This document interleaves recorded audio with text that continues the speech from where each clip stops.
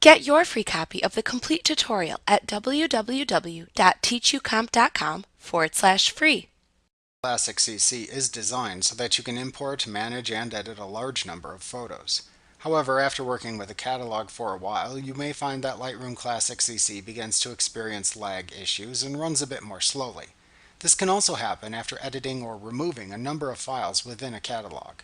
You can improve the software's performance by optimizing the catalog. To optimize a catalog, choose File, Optimize Catalog from the menu bar.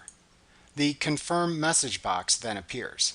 After reading the message, click the Optimize button to perform the operation. Keep in mind that optimizing a catalog can take several minutes, especially if it's a particularly large catalog.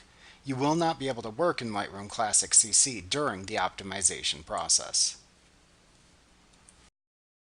Like what you see? Pick up your free copy of the complete tutorial at www.teachucomp.com/free.